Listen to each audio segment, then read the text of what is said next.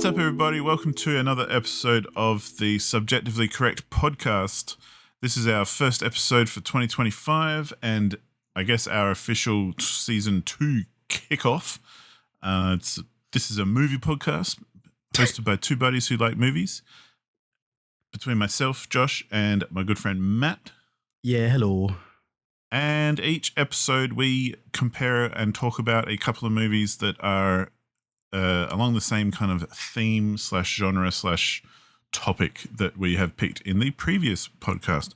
We're actually going to be doing something a bit different this season as well. So have a listen towards the end where we'll talk about how we're going to be picking our next movies and when we'll be announcing them and that sort of stuff, because that might be a bit of fun for anyone who listens along, because you'll be able to get basically a bit more prepared because we'll be going a bit ahead of time and not leaving it till the next episode.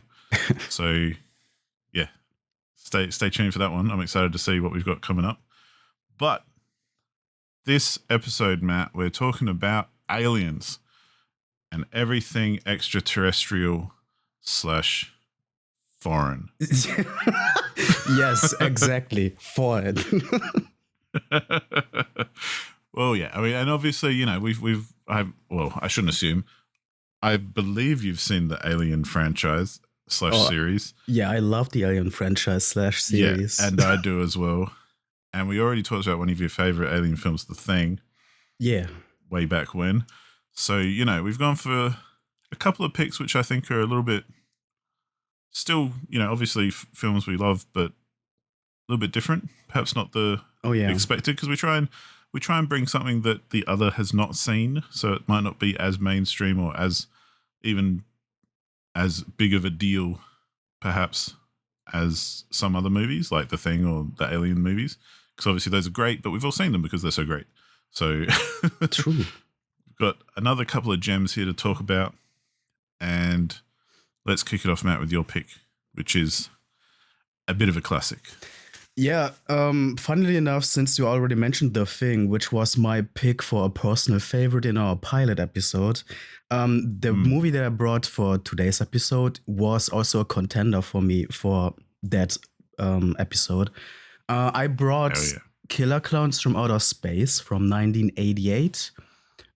This movie was directed by Stephen Chiodo, who, together with his brothers Charles Chiodo and Edward Chiodo, also wrote the script for this. This is a Chiodo Brothers production through and through.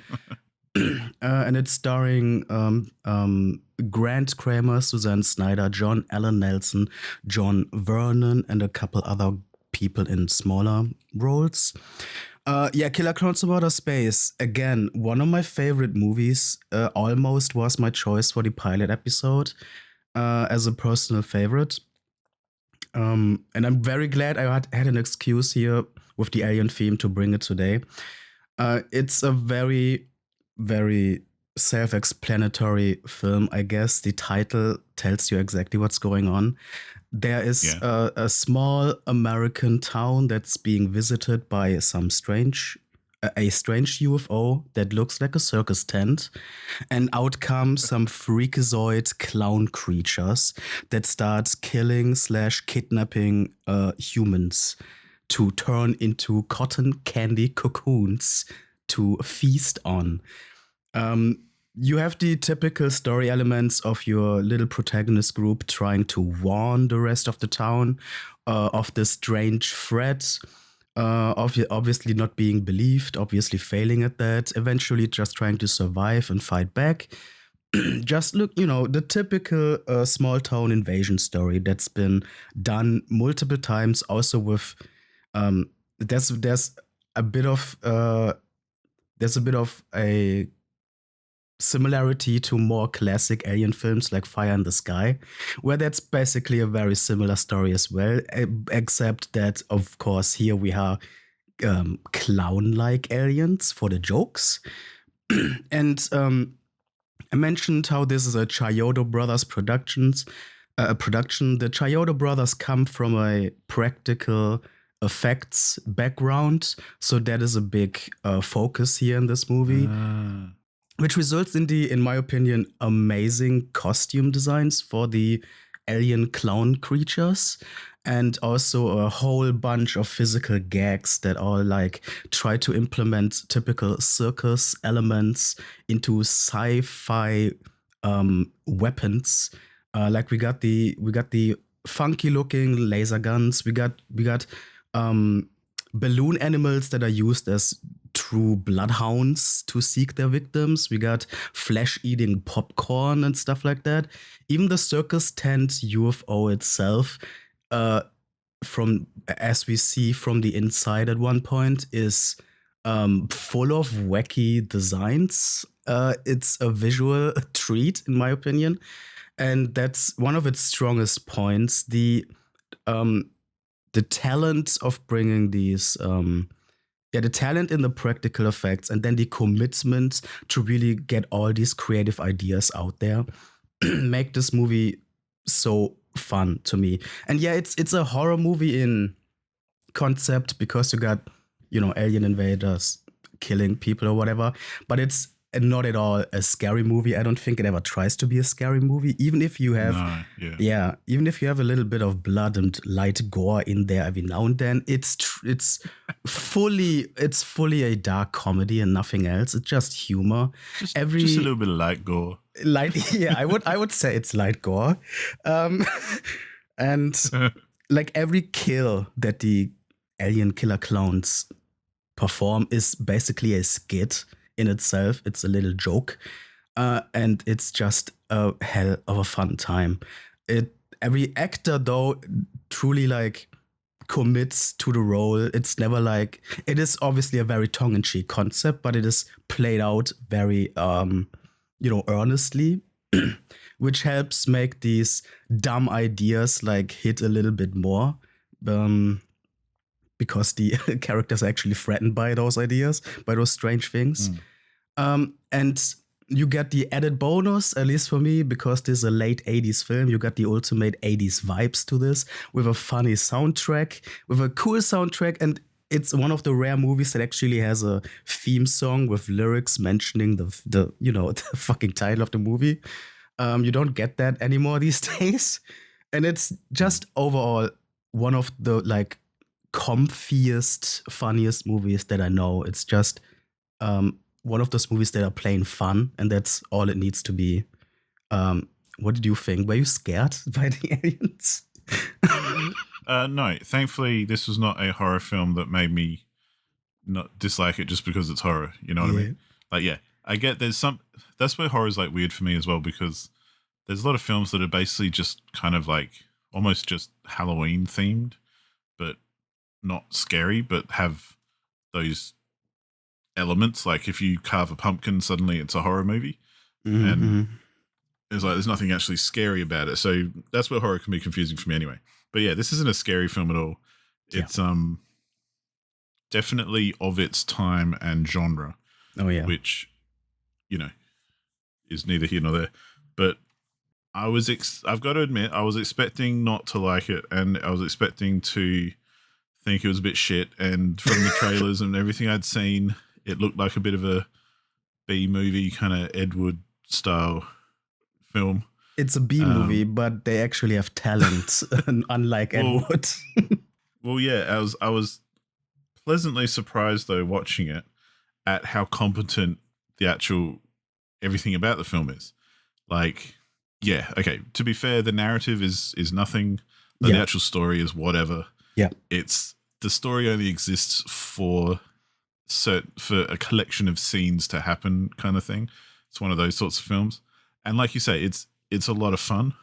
I don't think it's meant to be, taken as the writing is the top part about this film at all, because it's not. But I don't feel like they're trying to make it well written or anything. They just kind of wrote it. The writing is there to serve everything else, which is fucking cool and very creative and very competent. And that to me is kind of the biggest compliment I can give it, because there's all these, like you said, there's the wacky costumes and the sets and different ideas and things like, stealing people and wrapping them up in fairy floss cocoons and stuff. Is you could see that looking like a bad school play kind of version of it with bad effects and bad, just everything looking a bit dodgy and cheap. But it shows they obviously know what they're doing, because all of that stuff looked amazing and as good and as high quality as you would ever want it to be, especially with practical sets and that sort of thing. Like, you can tell they actually built these sets. These are not green screens or anything. Like, they built some wacky architecture and made rooms full of weird machines and geometry and stuff. And yeah, basically just use that to create this fun little adventure kind of film. And that's what I really liked about it. And as you say as well, like, all the actors play it completely straight. Yeah. And, to me, that's the best way to be, because if they started getting a bit wacky, you'd lose a bit of the appeal, because you'd be like, oh yeah, so this is just a dodgy kind of B-movie thing. Exactly, yeah. It's, and it would be a little bit shitter kind of thing. Yeah. But even down to like the clowns' costumes and everything with their big weird masks that they'd made and all that kind of stuff, like, they were really well done and really well put together and looked awesome, because they are really well competently made practical effects essentially. And there's just nothing better, I reckon, than some, I keep saying competent, but I don't know how else to describe it. Like, it's true, it's competent, yeah. But that's the difference to me. It's like they're not cutting corners, they're not half-assing it. Yeah. They are doing it to the best of their, not just even to the best of their ability, but to the best it can be done kind of thing. So that, I think, is the real takeaway for me from Killer Klowns. Is it's sure, it's not meant to be taken seriously. It is a bit of a fun kind of short little alien invasion story, but it's meant to be a good time and creative and surprising. And that's exactly what it was throughout, because there were, like you say, lots of different gags and things that, because the whole concept is that they're aliens and they look like clowns and everything's clown themed. So there's balloons and there's popcorn and there's circus, like you were saying. So the fun is kind of discovering, well, how else have they creatively used this theme and applied it to some aliens? And so that's fun, because there's even some like fun house parts inside the alien ship, which is like a circus big top, and even dumb stuff like say, like the blow up the balloon animal dogs that they use to track people and hunt them down.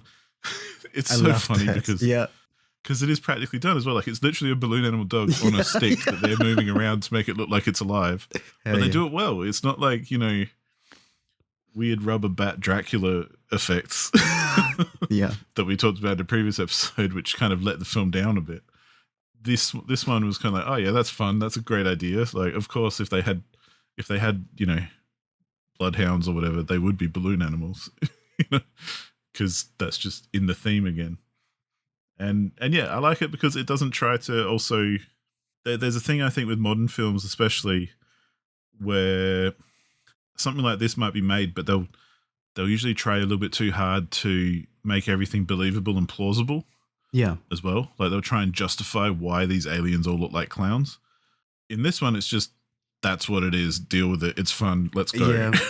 I think there is. We're not going to try and justify it. I think there is a brief moment when the characters put up the theory that these aliens just took on the look of clowns to, like, trick the humans or whatever.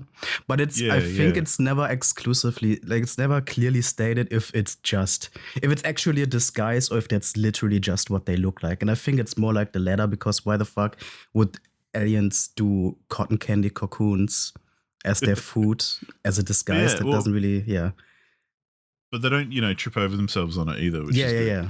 No, because sure. They might throw it in there as like, oh yeah, here's why they look like clowns. Fair enough. But then we move on. Yeah. And, whereas I think a lot of modern films would spend, like, a good few scenes where there's some characters discussing and trying to justify, well, yeah, they're clowns because, there was some clown themed shit that broke off a spaceship or something and they've been imitating it, or, that kind of dumb crap, which I hate, because it's like, we don't need that. Just make it a fun film and that's enough. For decades, there were rumors about a sequel to this, um, which obviously never became a thing. But we did get, I think, 2 years ago, a team-focused multiplayer video game, Killer Clowns from Outer Space, the video game, which I don't think did well. But I haven't played it, and I wonder if they tried to expand the lore in that thing, which, yeah, like you said, it doesn't need. But I do wonder if they tried to in some way. Same thing with a sequel. Like, of course, I would love to see more, but I fear as well if they did something more, they would probably fall into that same trap and trying to explain things that don't need to be explained.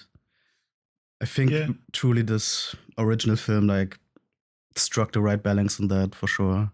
Yeah. And I think, and for a sequel or a video game or something, it might even be all right to explore that some more.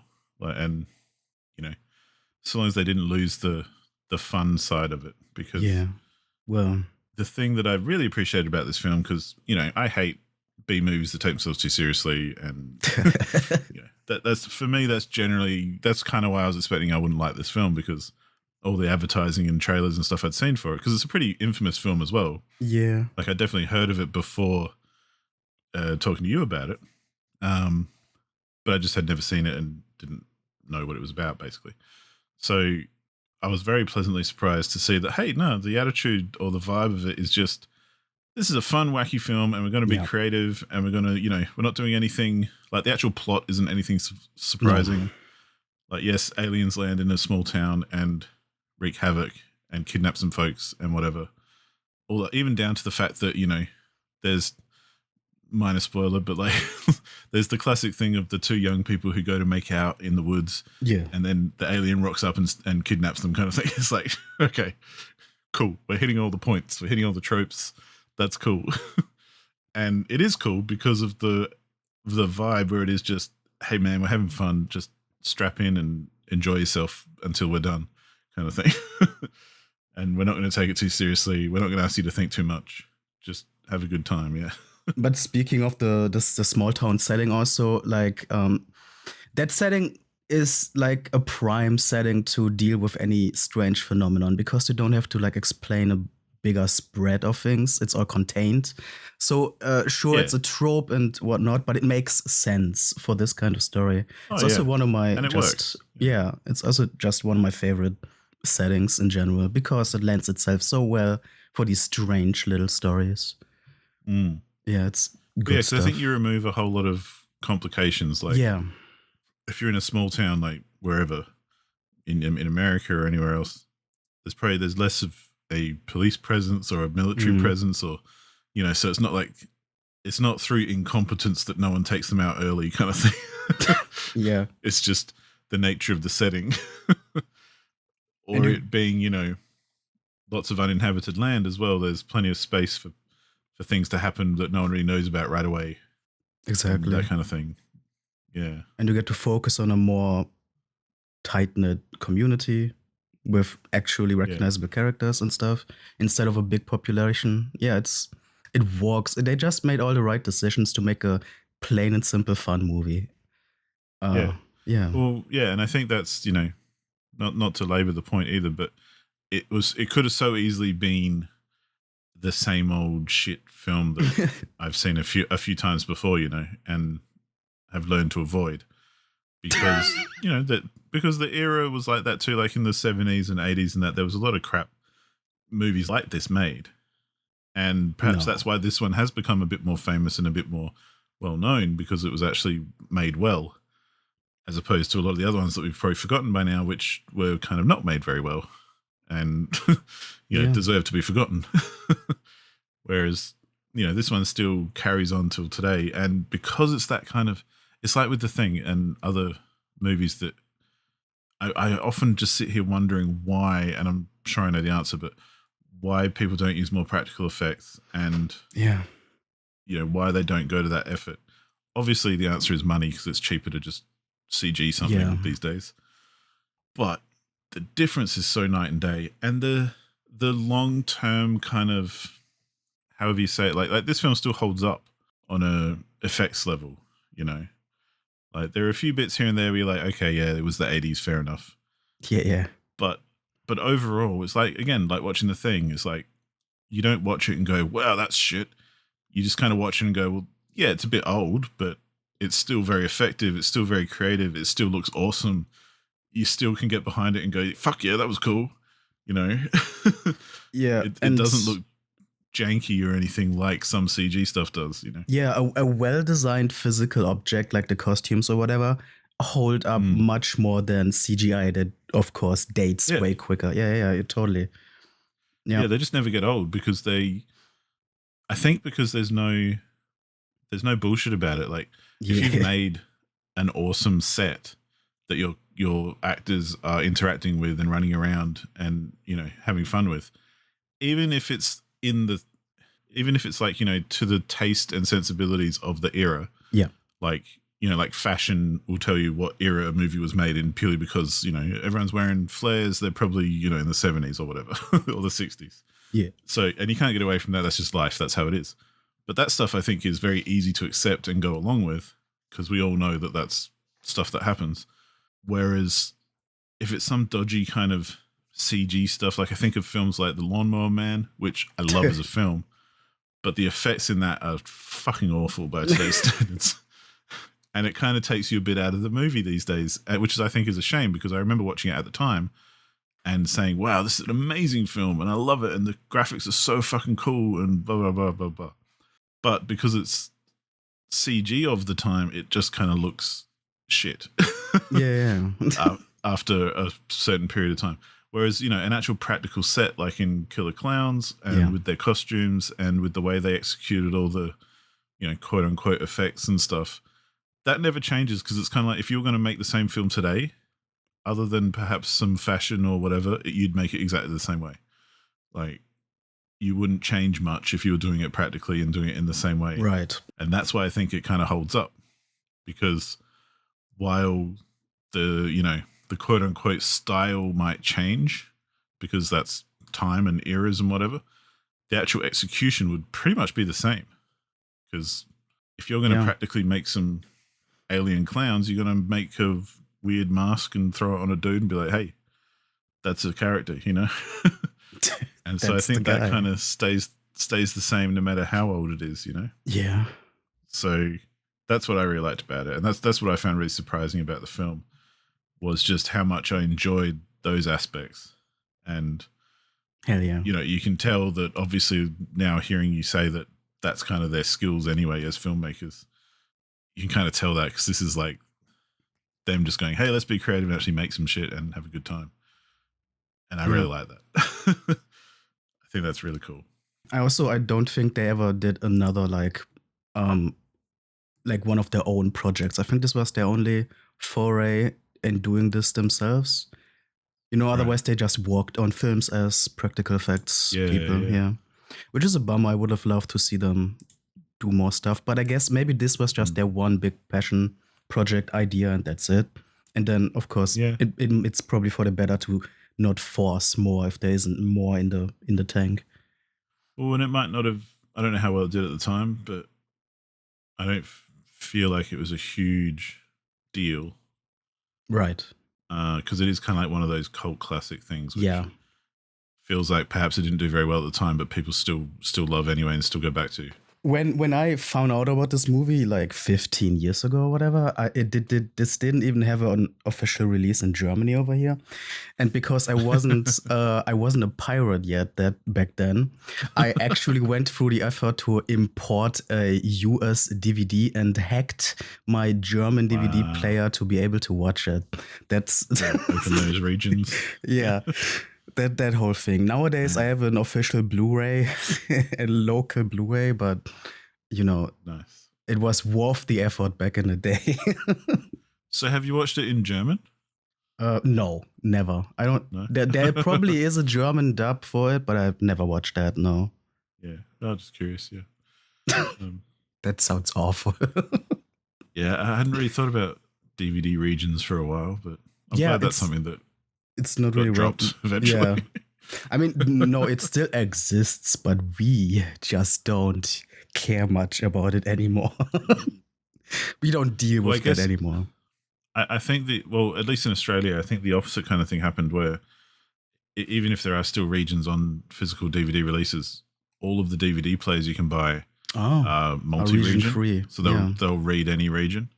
It kind of worked out that way because I do that's remember huge. early doors of DVDs having to actually look and check that it was the right Hmm. region and I could play it and all that. It's so stupid.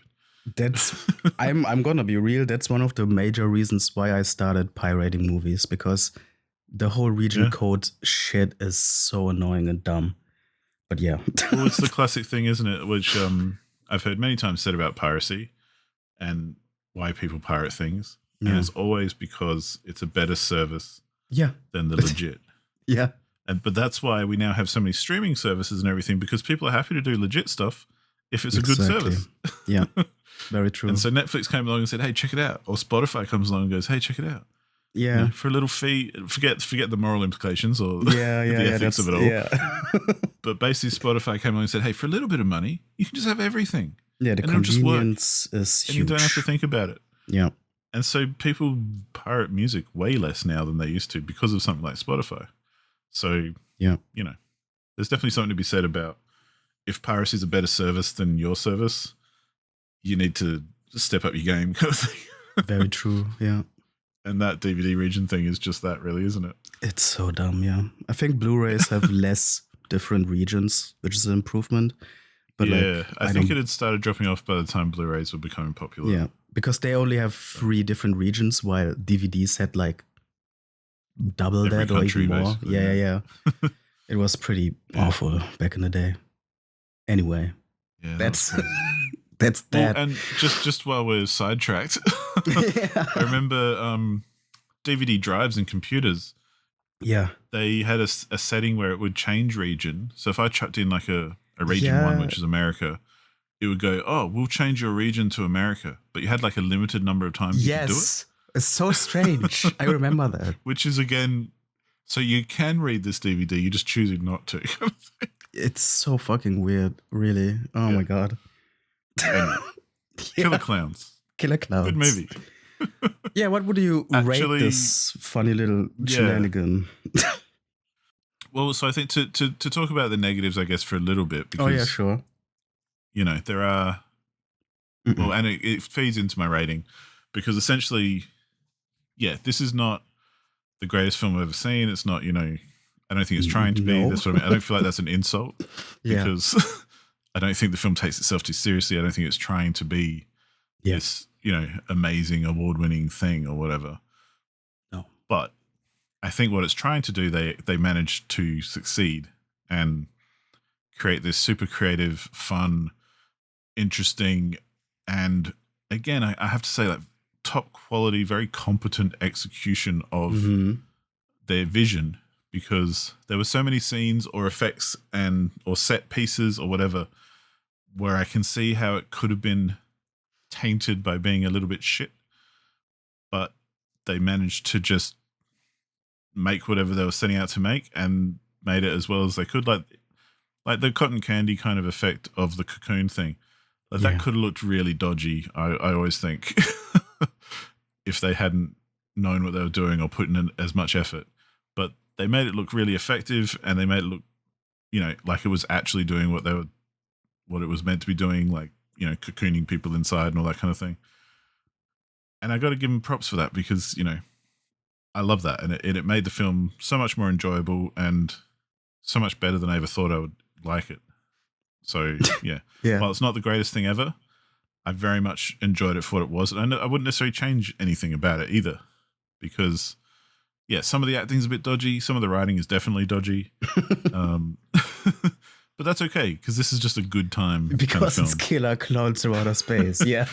Exactly. And it doesn't overstay its welcome. Yeah. Yeah. It's very to the point and shows you everything it wants to do, and you have a great time, and then it's over. And you're like, cool, that was a good time. Yep. So with that in mind, I'd probably give it, it's going to sound very average, but like a 7 out of 10, like a 3.5 Yeah. stars out of 5. Yeah. Okay. Because it's not quite, I guess, it's not quite intriguing enough to push me up to like 4 stars out of 5. But it's so well put together, I think, and a great execution of a concept Mm-hmm. that it has to be at least, 7 out of 10, 3.5 out of 5 for me. How would you rate it as a long-time fan? Yeah, well, the thing is, when people ask me about my favorite films, this is usually the one answer that I give. I'm a huge sucker for taking a dumb idea and fully committing to it. And Yeah. this is like a poster child for that. So for me, this is a full 10 out of 10. I adore this movie. It's in a dumb way everything I love in cinema, in movie making. It just Cool. sets out what it wants to do perfectly and does it perfectly. Yeah. Mm. Well, I'm glad I liked it more than I was expecting then, because I'm glad I was you do expecting too. almost a hard conversation of me not liking this at all and knowing it's one of your favorite films. Yeah. But thankfully, yeah, it actually, it's got some legs. So Hell yeah. Some clown shoed legs. it's got some awfully big shoes. All right. Cool. I think it's time to go into a bit less jokey region with your pick here. A little bit less jovial, let's say. Yeah. So yeah, the film I brought in my alien theme was the 1998 film called Dark City. This is directed by Alex Proyas, who is one of my favorite directors simply because he did The Crow.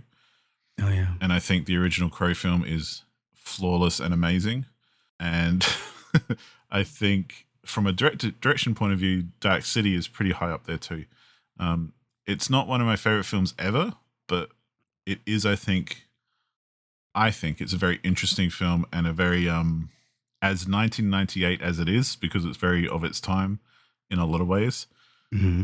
I think it's a really interesting story and an interesting concept and take on the whole like alien abduction thing, which we can talk about.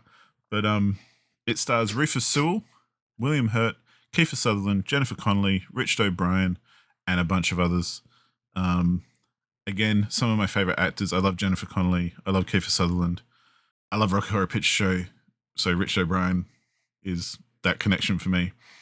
Oh. He wrote and directed and created Rocky Horror Picture Show. Oh. And he plays Riff Raff in the movie. And but he's in this as the alien who basically the main alien, I guess, if you want to call it that. He's a very interesting looking guy with a interesting way of holding himself and performing, and I think he's kind of perfect for his role. It's written by David S. Goyer, Alex Proyas as well, and Lem Dobbs. And yeah, I think this is kind of showing my age a little bit, because this was kind of like hot shit in 1998 when I was in high school and I was just almost finished. And this film came out, I think, a bit after The Crow. Yeah, Crow was 94, this is 98, so 4 years after The Crow. And The Crow was like cool as shit. And this one was basically the little brother to The Crow at the time. And even though it's a completely different film, it's, kind of like its name, it's a very dark film. The whole film takes place at night. It's, got a lot of, it's happy to have things in darkness, which I really like from a direction point of view. Like some films that take place at night, like films like Underworld and more flashy kind of films like that, I think light everything up too much. They just make it blue so it seems like it's nighttime. Yeah. But films like this one I really like, because there's lots of very dark areas in a lot of the scenes because it's the middle of the night. And so as a basic overview kind of story, we find out very, very quickly that our main character, Mr. What's his name? Murdoch, that's his name. Mr. Murdoch, played by Rufus Sewell. He basically wakes up in the middle of the night to discover that the entire city that he's living in has basically, everything's frozen, time has stopped. And, all the people on the streets and everything have just kind of passed out, and it seems to be affecting everyone except him. And so he's wandering around and he can't remember anything. He's lost all his memories, all that kind of stuff. And he doesn't know who he is or where he's going or what's happening, blah, blah, blah. It's one of those kind of setups. And so very quickly we learn with him that in this particular city, whenever it strikes midnight, the city does stop and time does pause. And then these weird looking dudes with trench coats and trilbies come out and basically mess with everybody, and they'll change things, and buildings will warp and expand, and the decor will change, and everything will change while everyone's passed out. And then, once it's all finished, everything starts up again, and all the movement starts again, and all the people kind of wake up as if nothing's ever happened and just kind of continue on with their lives. And one of the examples, which they show when they're explaining all this by just showing you what happens, is that, say, there's this man and a woman who are kind of in a shitty little apartment. Oh, yeah. And, they're obviously like very working class kind of people, that kind of thing. But time stops and they pass out, but their whole building changes. And by the time it's changed and everything, they're sitting at like a very opulent dining table. It's a very rich house that they're living in. And suddenly they're like very well-to-do upper class people. Yeah. And when they wake up, they start talking that way too. And as if they'd always been this. So there's a bit of a mystery there to unpack. And Rufus Sewell's character, as someone who doesn't get affected by this time pausing, eventually runs into what we'll call the aliens. And it's revealed quite quickly that the aliens are aliens and they are fucking with these people in this city. And it's basically then a mystery of finding out why and how things work. Not so much figuring out what's happening, but figuring out how and why things are happening and unraveling all the pieces as our main character does for themselves, because they're getting their memories back. They're reminding themselves of what's happening and trying to figure out all the little questions they have. Because there's things like, it's always night in the city and the sun never comes up, but no one ever seems to really notice. And when he's trying to figure stuff out, he's asking other characters. He's like, well, when's the last time you remember the sun being out? And they all kind of go, oh, I can't quite remember. And, no one really knows, but they don't really think about it. So they just kind of cruise on with their life. So, yeah, he eventually meets William Hurt, who's a investigator, because he is investigating a series of murders, which we find out Murdoch has been committing, but perhaps under the influence of other things. Kiefer Sutherland is a psychiatrist / psychologist dude who's working with the aliens, because we eventually find out, big spoilers, that the aliens are basically messing with people's heads and giving them new memories and changing their personalities and all that kind of stuff to basically try and figure out what makes humans human and how they can leverage that for their own benefit, because their own society is dying. So they're doing all these, basically they've turned humans into like lab rats to try and figure out how they can use humans to extend their race or that sort of thing. And also because their race only has one shared memory. They don't have individual memories, which is, I think, an interesting concept in itself. Yeah. Yeah, so the aliens are kind of interested in humans because the aliens they're a collective.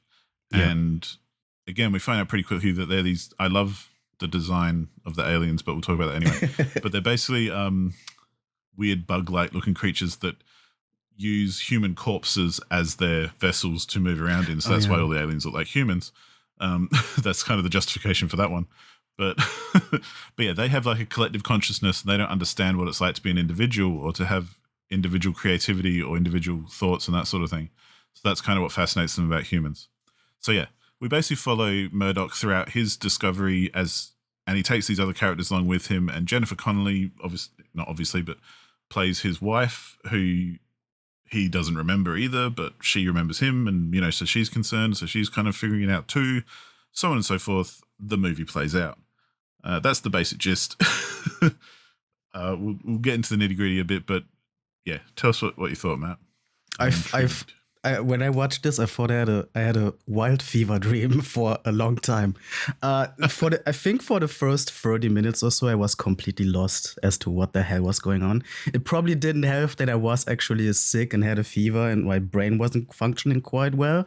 But I think it was actually the scene that you mentioned with the poor couple falling into unconsciousness and waking back up as the rich couple, which was very plainly showing off what was happening, how the alien overlords were manipulating this entire town, this entire city, and the people in it. That's where I was kind of like, okay, I got it. I see what's going on. That's cool. Yeah. And I was gonna say this is kind of like a similar story to The Matrix, where a character falls out of the artificiality of their world. Though, to be fair, and I want to be clear about this, The Matrix came out after this. So I guess you can say it was inspired by that, which I initially thought, but doesn't match up chronologically. And I think conceptually that's a pretty common thing anyway. Like the whole that's living in a for simulation kind of thing. Like I don't think it's a new idea in that sense. And in that sense, since it is definitely an idea that has been explored numerous times, I actually think this one did it in a very interesting way. I like the idea of these aliens like literally switching out the memories of the people and with that completely changing their existence. That is a very, very cool concept. Like I said, the concept of the aliens themselves only having a shared memory and no individuality themselves is a concept I like as well. I wish, though, that would be more explored in itself. I don't really think we learn much about these aliens and their society themselves. I think the focus is truly more on the rats running through the maze. Maybe on purpose, so I don't know. The whole another thing that made this feel like a fever dream to me, not only because I didn't understand what was going on for so long, the editing is also really strange. I feel the pacing of the editing, of how it's cut, I felt was kind of odd. I can't really say how. For a while I thought I was watching it in like 1.5 speed or whatever, which was not the case. I did check, but something about the pacing was just odd to me. And then to add to that, a lot of the lines are ADR'd. It just all felt strange and alien to me in a way, which I don't know if that there was like a conscious thing why that was done, or if it's just me that feels strange about it. But I guess arguably it did add to the strange vibe of this strange world. So I can't even like blame it for that. And it all comes together pretty well when the sequence starts of the world changing while everybody is unconscious and the whole like buildings morph and stuff. You mentioned that as well. That was visually so dope. And we even get like a chase sequence later on while the city is actively changing. That's like one of the coolest scenes in the whole film, in my opinion. Though the movie does have visually, the movie has truly like is a hit or miss thing to me. You said that it's also very much of its time, and I think there are a couple like visual elements that are very corny now. I think the changing cities are cool as fuck, but then you have later on like these awkward in the finale, these awkward this mind power battle between the main alien and the protagonist and whatnot, where they just stare at each other for a long time and intensely and stuff like that, which I can't really take seriously myself. And also maybe again on purpose, but the outfits of the as humans disguised aliens is very much of the 90s with the trench coat look and everything. It was also very, very corny to me. But like none of that really detracted from the good ideas and the good stuff. And again, it all just like culminated in this feeling like a weird fever dream, which fits the themes, in my opinion. What was up though? What was up though with the aliens hating water? Why like this and M. Night Shyamalan's Signs, both movies where the aliens in basically invading humans hating water, even though humans live on a So water I haven't planet. seen Signs, so I can't really comment on that one. Well, But- that's the big. Yeah, well, spoiler alert. I guess that's the big twist for that one. I've already been spoiled on that one. That's okay. That's a strange thing that I think it's kind of, to me, it's kind of like, well, they're obviously very, very powerful because they've kind of enslaved a bunch of humans. In what we end up seeing is this basically huge mechanism, which is the size of a city, and it's not even a planet or anything. It's just like a big laboratory, really.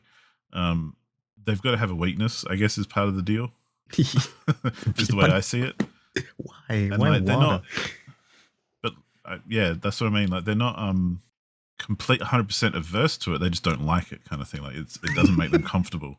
And it will. I always see it as perhaps it's speaking to, especially with aliens, the fact that, you know, to support life on other planets and stuff, we were always looking for water as our first thing as humans. Like when we're exploring planets, like quite literally, they look for existence of water because that's the first indication that there's life on the planet. And so to make an alien even more alien is, to me, is like, well, they don't even like water, kind of thing. Like, all right, honestly, that's actually the best argument I've ever heard for this. Yeah, okay, I can kind of get behind that. And it's just a little element, though, like a little part of their makeup. Like, yeah. But speaking of it's interesting to say that about the like you say, the corny style and all that kind of thing, because well, to me, a lot of this film isn't necessarily. Well, a lot of it is leaning into very film noir kind of detective-y, gumshoe kind of tropes, because it's that kind of vibe. It's a mystery film at the end of the day, where you're trying to piece everything together as you learn little bits and bobs. And it's interesting you talking about your first watch getting confused, because I remember getting quite confused the first time I saw it too. But now, having seen it a bunch of times, I feel like it's actually very blatant from the start. But okay, I feel like with the editing and thing, they're obviously doing a lot of misdirect. And when it is new, you are kind of not looking in the right spot or whatever, or not listening to the correct things. So, you know, it does get a bit confusing, or you do have to kind of try and keep up and piece it together yourself, which I think is cool. Yeah, I think that's a good, a good way to draw you in, because it kind of keeps you on your toes a bit. And what I love about this film is it's another example of show don't tell kind of thing. Like, there is a bit of telling, there's a bit of laying down the law, and bit of dialogue, which is like, this is why everything's happening and here's all the answers kind of stuff. But I feel like it happens when it's appropriate for the characters to have those conversations. It's not like shoehorned in that sense.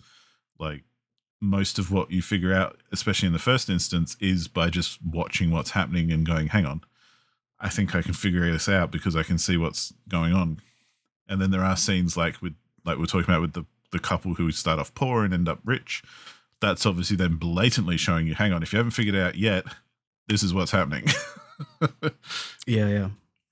So I always really appreciate that kind of stuff, because it just it does answer a lot of questions without, someone having to say it. Yeah, no, that's true. No, and I agree that honestly the whole confusion that you would probably get on a first watch early on is it really only adds to this world. I also really liked that the whole the architecture of the world doesn't quite make sense, because the aliens don't really know what a human world looks like. These details were really cool. And I did like the end reveal that this wasn't even like on a human on Earth or whatever. It's literally just an artificially made spaceship in space and whatever. I think that was maybe the best reveal they could have gone for. I don't know, because it's believable. This literal what's the word? This literal like isolation of being on a spaceship in the middle of space makes the most sense. I wouldn't really like it if it would like end up like they're in a compound on like a planet or whatever, and outside the wall is immediately like the real world or whatever. I wouldn't like that. It's like a remote island on Earth or something. It'd be like, something like that. Yeah, that would have been a bit too cheeky in my opinion. But yeah, the way they did that worked well. Yeah. I think though what you're saying as well with one of the other elements of Rufus Sewell's character Murdoch is that we learned pretty quickly that he's got the same kind of powers or abilities as the aliens do. Right. So he's like picked up. So he's got the ability to change things in the city, like make doors appear or walls disappear, that sort of stuff. They call it tuning, like a tuning fork, basically. Yeah. But so yeah, that's where they end up having this big kind of like mind battle towards the end. Yeah. Yeah. And again, to hark back to what we were talking about with Killer Klowns, I think because that uses like some CG effects and stuff, which are late 90s dodgy, Right. watching it these days, like, 20 years later or whatever, it definitely doesn't hold up so much with those sorts of effects because they are, early CG, quote unquote early CG, depends how you look at it. But, they're old CG, let's put it that way. And, and yeah, I think that is, those effects are the weakest part of the film. However, I do think, unfortunately, it is just like one of those things where it's like, well, that's how it was at the time. And do you know what I mean? Like, you can't really blame it for being ahead of itself at the time, even if it doesn't hold up over time. I mean, I can't blame it for using the technology they had at the time, right? But like, I also just personally have a huge aversion against mind battles and stories. It's just such a funny idea. I can never take it seriously, no matter who does it. Two people staring at each other in the worst cases, even like floating in the air. I cannot take this seriously. That's just a me thing. They're like shooting mind powers at each other. Yeah, exactly. That's my kryptonite right there. But the movie does enough well to like not these small things don't ruin it. Yeah, because I think, yeah, go on. I was just going to say, I think the reason I thought of this to suggest for you to watch as well was, as far as alien films go, if you think of it that way, it's a little bit unique in that sense. Like, I don't think there are many alien films like this. There are other alien films that deal with, abduction and aliens testing people, or, you're actually lab rats in a city that is beyond your control. There's heaps of stuff like that. But I think this is actually quite a unique take on the whole genre, really. I think what I liked about this movie, especially in that sense, was that for a while you can't really tell, even if you know that this is an alien story, which I of course did because that's the theme of the episode. I couldn't for a while tell, is this an invasion or is this actually a kidnapping? Because you can't tell where this setting is. And that's a big plus for this movie as well, that they managed to do that. Totally. I feel like it's the kind of film that becomes kind of more than the sum of its parts, in a way. Like, once you put all the elements together, it's actually better than you might think it could be, even if you think about what makes it up. Yeah. That makes sense. I think I know what you mean, yeah. And it does have a successful dark vibe. There's this one scene, I don't know what character it was. There was one scene at a subway station because the protagonist was trying to escape the city. And he meets a character that is also aware of what's going on somewhat. Oh, yeah. Yep. And he eventually says he finally found a way out. And the protagonist is all like hopeful and whatever and wants to know how. And the character just ends up walking in front of the train to kill himself. And that's his escape. That was so good. So good. Some scenes, it's funny you mentioned such good vibe. Something like The Matrix as well, because I feel like the thing that these films have in common, other than obviously the whole we're living in a simulation kind of thing, is as an audience member, I remember the first time I saw The Matrix too, and it was that kind of, I've seen it so many times now, it feels cliche to say, but it's like, it blew my mind a little. It was like, holy cow, what the hell is going on? The whole time you're trying to keep up and you're trying to, understand the concepts that they're dealing with and presenting you. And I feel like Dark City was kind of like that too. Like, the whole time you're trying to keep up with the characters and even get a little bit ahead if you can, but it doesn't really let you. It just kind of keeps you on the leash all the way through until it kind of gives you everything you need at the end to kind of go, hey, this is it. But you find out when the characters find out, kind of thing, which I really like as well, because I'm not really a big fan of films where the characters are like, oh my God, what's going on? But as an audience member, you know exactly what's going on. Yeah. Like, it can work, but it's not the best kind of mystery. Like, I like it when you're being pulled along with the character and you're finding out as they find out as well. So yeah, I think a lot of great films do that, but I think that's one thing about this particular film that I really enjoyed was you were never kind of getting frustrated with the characters going, well, I wasn't anyway, going, Yeah. knowing what's happening and they're just being stupid and not figuring it out kind of thing. Right. It's like, no, you figure it out as they do, and you have the revelations when they have the revelations, and like that, like the dude who, you're talking about, how everyone thinks he's insane, but he's just known about the whole thing much longer than everyone else. And he's known about the simulation kind of thing and how it's all false. He hasn't figured out why, but he knows it's all false. And so for him, the only way out is just not repeating it, putting an end to it, and stepping in front of the train. And that scene was great. Fuck. There's some cool bits like that, Did they ever, I'm not sure right now, did they ever explicitly explain why the protagonist is starting to realize these things and gaining these energies? I don't think so. I think they just leave that as a given. Probably. I think because, well, the Kiefer Sutherland's character, the doctor who is kind of helping the aliens by concocting all these different the memories, drugs and things that change memories and all that kind of stuff. I think he explains it where it's kind of like a anomaly in the kind of almost like Neo in the Matrix, but it's kind of like there's a certain percentage of humans who resist the control of the aliens just naturally, and so his genetic makeup or whatever, he doesn't get influenced by them in the same way as everyone else, but then he's kind of evolved to take on their abilities as well. So it's a bit of a explain it away kind of thing. Wishy-washy thing, which to be fair, probably is beneficial to the story, I think. But I don't think it necessarily needed a huge explanation. It's just kind of like, for some reason he's different, that's what you need. And we are like a fly on the wall just seeing the results. I think that's probably the best way to do the story. It's like, I like how they didn't go into too much about, I think you mentioned it before, like the actual aliens themselves, like where are they from? How long have they been doing this? Or how old is their civilization? Like, is this all that's left of them, or are there others out there as well? Or, blah, blah, blah.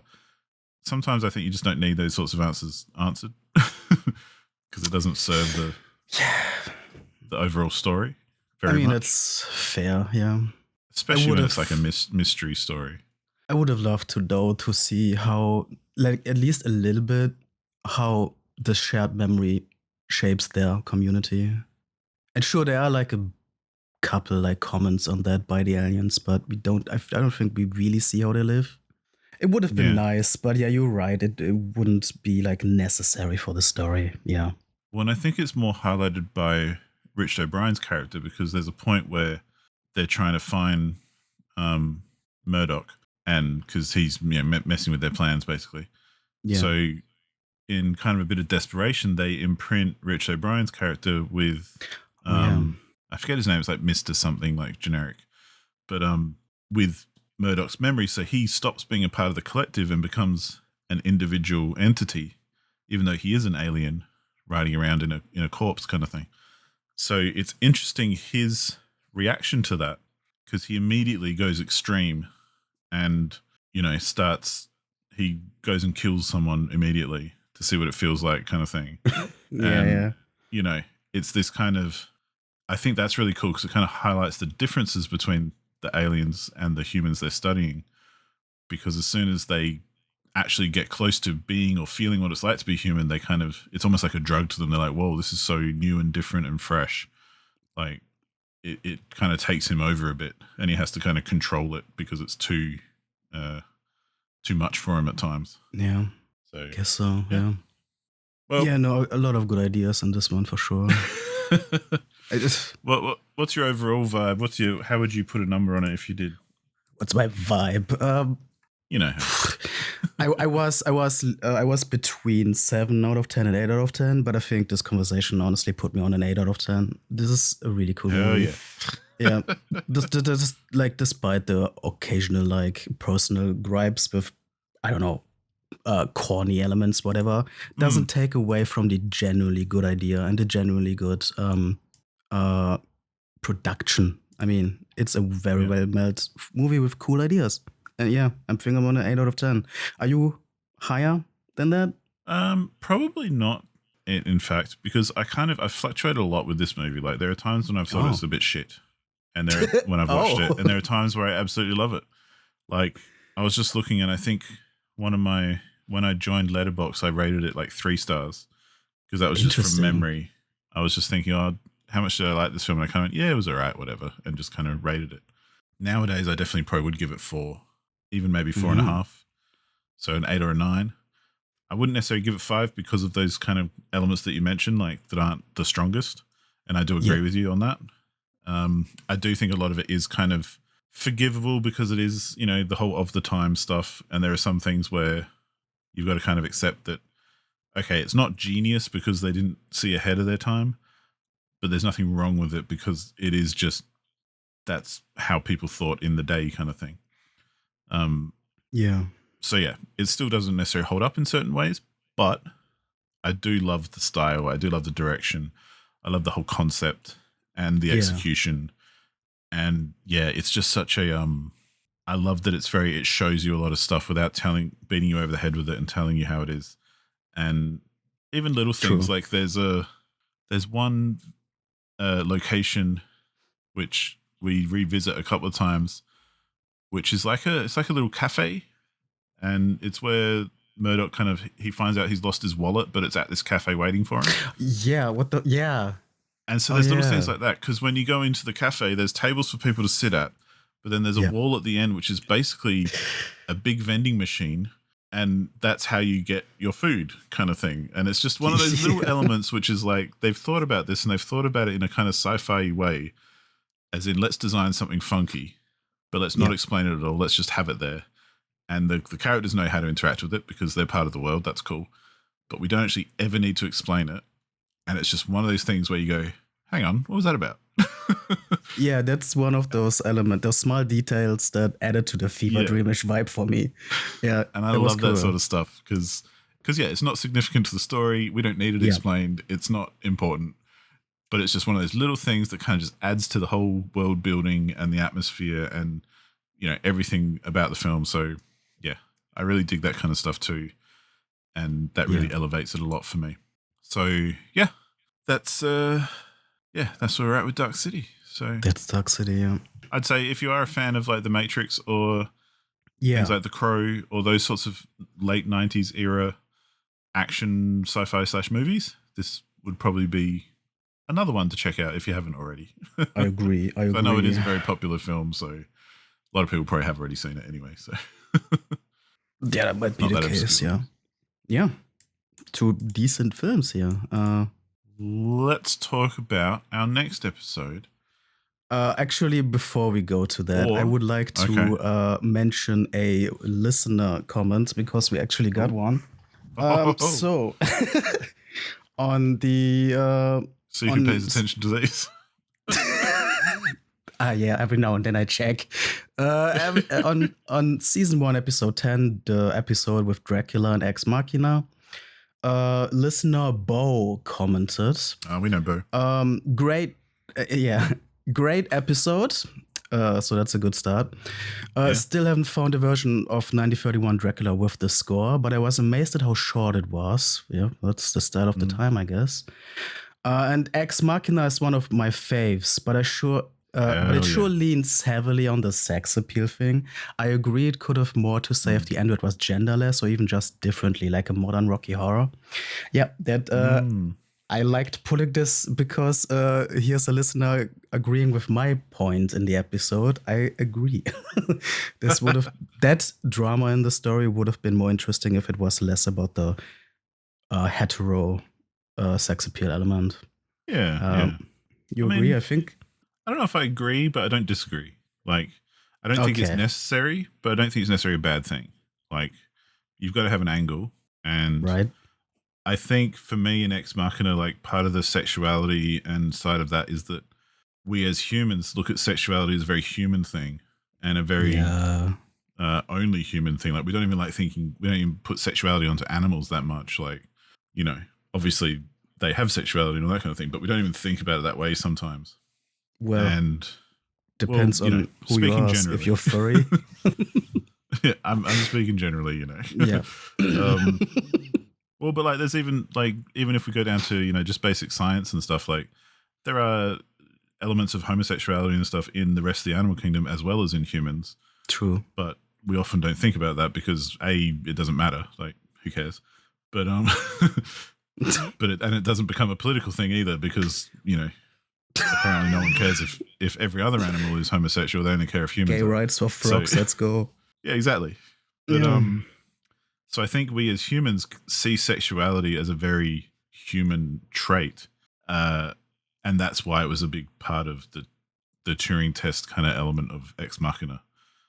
But I agree that they probably could have done just as strong a story without it, or with an alternate kind of hook. So that's what I mean. Like, I don't necessarily disagree, but I don't mind it either, if you know what I mean. Yeah. I mean, I think at the time I was quite vocal about being against it and saying something like, I thought it was the easy way out. I would have wished for more of an effort to make something more interesting. But I think now that time has passed, I do see the later, like you said, the point of it, because sexuality is such a taken as such a human thing. Yeah, I guess there was a point for it to it. I would still like to see a version that wouldn't hinge on that much. Yeah, but absolutely. Yeah, I guess it wasn't like the worst idea to put as a prominent thing in the story. Yeah, anyway, that was a listener comment. Right on. Keep them coming. Thanks, Bo. It was a good one. Appreciate it. Yeah. And it is a good film. So it is a good film, yeah. All right. And I think now it's time to talk about our theme for the next episode. So this year we're going to do things a little bit differently. It used to be at the end of every episode we'd spin the wheel and we'd come up with the theme for the next one. And then between the end of the episode and the start of the next one, between us kind of off air, we'd nominate films to each other and go ahead and watch them and then, show up for the episode and talk about them. So you as an audience member would not know about the film until we actually release the episode. Yeah. And so we're going to change it up a little bit to try something a little bit different where we're essentially getting ahead of that. So we're going to talk about now the theme that we've already spun the wheel for next episode and the films that we've already picked for each other for next episode. So that if you're a listener who wants to keep up and perhaps watch the films in advance, you'll have just as much time as we do because we'll tell you about them right now and then we'll talk about them in the next episode. So, I'm thinking I like that idea because it's a bit more like a little book club kind of thing then. Like, as we release the film, or the film, as we release the episode, I like the idea of people having already been prepped to then listen to the episode as soon as it comes out kind of thing. Rather than, I know we've got a couple of people who see us release the episode, write down the movies, go watch them, and then come back and watch them and listen to the episode. So, yeah. We thought we'd just kind of change it up and see if it makes any difference. If it doesn't, or if it ends up being crap, then we'll probably change it back. But that's the idea behind it anyway. Exactly. Yeah. We're still doing the random wheel that chooses the topic each time. We're just doing that in advance. Yeah. Yeah, we're just doing it ahead of time. So with that in mind, what is our theme for next time, Matthew? The randomly chosen theme for the next episode is gonna be editing, and if I'm gonna just reveal what I chose for you this week, this month, Bring it on, or whatever. What horror film are we watching now? It's actually not a horror film. You can be relieved about that. I chose the thriller/drama called Searching from 2018, directed by Anish Jaganti. I've heard of it. Sorry. Yeah, that's my pick for editing. I think it's going to be an interesting one. Nice. Well, my pick, which I have to say is a bit of a... I'm interested to see what you think because let's leave it at that. Okay. Is the 1999 film, again from the 90s, which, my era, whatever. Yeah. Very popular film. Great, big blockbuster cast, everything. This is a film called Three Kings, which is a Gulf War film. Oh, boy. and it is very interesting, I think. With some big hitters like George Clooney, Mark Wahlberg, Ice Fucking Cube. Jamie Kennedy. Oh, boof. Hell yeah. And knowing you, I'm interested to see what you think of this film, because I know you're not big on war films, but Yeah. this is a very different. I'll preface it by just saying this is a very different kind of war film. So I hope and so. when you watch it, you will see why I picked it for editing as well. But yeah, I'm very interested to see your take on it, whether it be positive or not. But yeah. Yeah, Three definitely not a Kings film from I would have 1999. seen. Sorry, definitely not a film I would have watched on my own. So maybe this will be a Yeah. pleasant surprise. I hope. Yeah. So, well, and I did think about a few other options as well, but after I rewatched this, I was just like, yeah, man, it's got to be this one. So I'm not just fucking with you for the fun of it. I genuinely think this is a legit and very good movie to bring. So there we go. Right. Well, curious it's got to Ice see. Cube in it, man. I mean, yeah. I honestly, I'm not even against that. Ice Cube is. I like seeing him in movies. That's fine. Yeah. Sure. Yeah. Okay. So we got Searching from 2018 and Three Kings from 1999 for our next films. If you want to catch up and be ahead of the curve, do your homework. Come on the journey with us. I'm excited. I'm super excited. So yeah, the question remains, Matt. Would you rather? Oh gosh. Be stuck in a scary fun house of fun, being chased by aliens, or having your memories swapped out constantly, so you don't really know what's going on, but you're also being tested on by aliens? I mean, I don't. The thing is, in option A, you actively fight against a threat. In option B, you're just like living a clueless life, multiple lives. Even you got the variety, even though you don't know that, since you live different lives. Yeah. If I'm living option B without knowing that I am in option B, I think that would be a nicer experience than actually actively running away from killer clowns. So you picked the red pill. Yes. I'm gonna stay in my delusion. Yeah. I don't want to know the truth. Interesting.